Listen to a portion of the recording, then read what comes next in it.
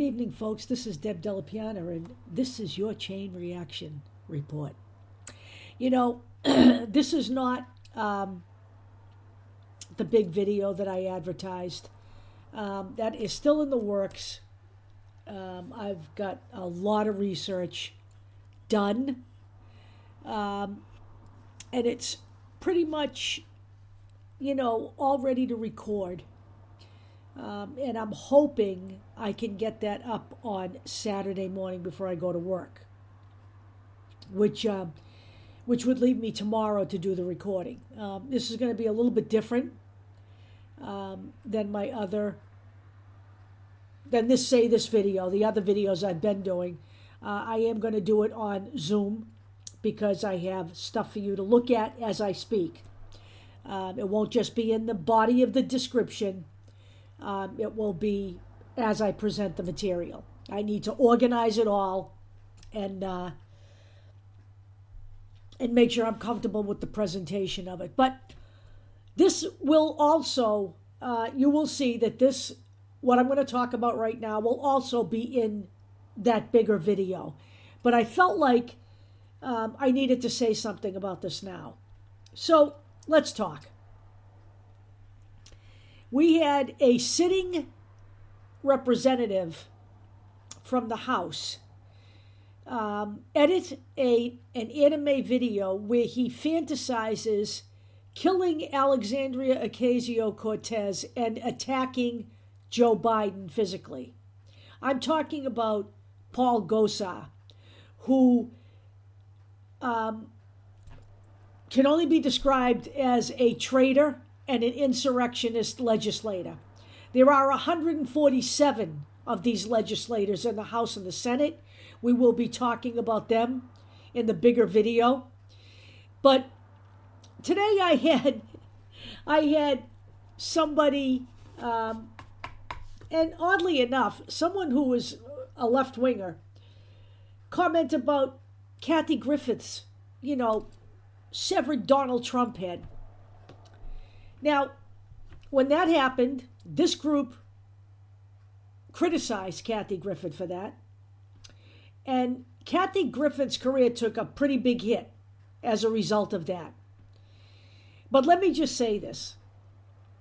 Kathy Griffith is a fucking comedian. And this very same person I know for a fact who brought up Kathy Griffith today is a huge fan of George Carlin. And I don't know, maybe you people don't recall the George Carlin video about the list of people who should be killed. Because I have it. I own the video. I downloaded it. I will put a link to that video in this video. They are comedians. Now, some of you people treat George Carlin today like he's a seer. He saw this all. This is all part of his whatever. He's a fucking comedian. My generation understood what a comedian was. In my day, Russell Brand would have been a comedian. Today, he's an expert on just about everything, including vaccines. Joe Rogan is a stand-up comedian, a pretty poor stand-up comedian, but a stand-up comedian nonetheless, and he is an expert on how to cure COVID. We have a lot of people out there. Lee Camp, another one. He's a fucking stand-up comedian. Jimmy Dore's a fucking stand-up comedian, okay? Basically, what I'm trying to tell you is this is their material. This isn't their, genius. This is their fucking material, okay? Paul Gosar is a sitting member of Congress who, in all honesty, is not funny. A warning was put on his tweet. He should lose his Twitter account. He should be visited by the Secret Service for even bringing up the thought of physically harming Joe Biden, and he is not the first one that has done that. Mike Flynn, Donald Trump's former national security advisor, was handed an AR-15 as a gift in a church. by a right-wing churchgoer and made the commentary that maybe he should pay a visit to Washington, D.C. Who do you think he might have been speaking about? The same Michael Flynn called for a Myanmar-style coup in the United States just a few months before that event. And what we have is an impotent GOP leadership led by Kevin McCarthy who can't even criticize and curb his fucking dogs. He's a disgrace. Paul Gosar should be removed from office. At the very least, he should be censured. His own sister wrote an article about his mental illness and said he must be stopped. I'm not going to make commentary on his mental health because I'm not a therapist. I'm not a professional, and I'm not a doctor. I know some of you people are graduates of Facebook Medical School, and you love to give out vaccine advice, but I'm not as presumptuous as you assholes are. But I'll tell you one thing. Paul Gosar's behavior was abominable, bordering on criminal, certainly threatening, decidedly not funny. And he is not the only person in Congress who is espousing violence. We've had Marjorie Taylor Greene.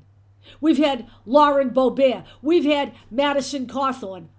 For lack of a better description, I'm going to just tell you this right now. My goal is to keep the GOP out of government.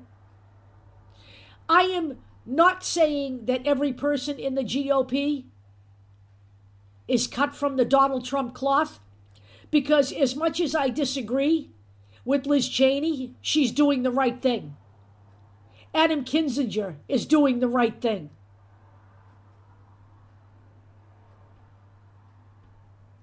There are several other people who don't indulge in this, but these people also don't step up and call out and call these people on the carpet and suggest to Kevin McCarthy maybe he do his fucking job as babysitter.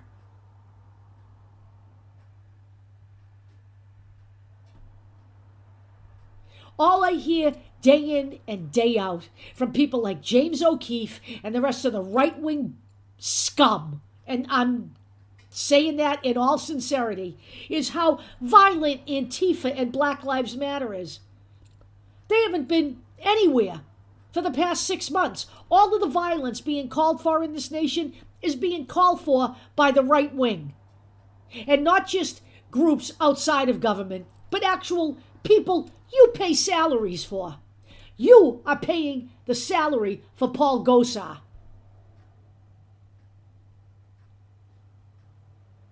It's an abomination, and it's a disgrace, and this country should shake its head in embarrassment. We are a laughing stock of the world for a reason. And I cannot tell you in any more stringent terms than I am what danger we are in this country. If you think the people on the right, these people that are doing this shit, are talking about freedom and protecting freedom and demanding freedom, I'm here to tell you you're a fucking moron. And if you are on the left and you are supporting what these people are doing, I'm not interested in you. You are not the kind of people we are looking for. You can get on the tubes with them. I am at the point where I am telling you, if you do not keep the GOP out of office, you are signing the death knell for democracy in this country. Now, you might not think much of the democracy in this country right now, but if you think it can't get any worse than this, you are dead on wrong. If Donald Trump is allowed to get back into office, you're going to find out just how bad it can be here. And no one will escape his wrath once he is reelected.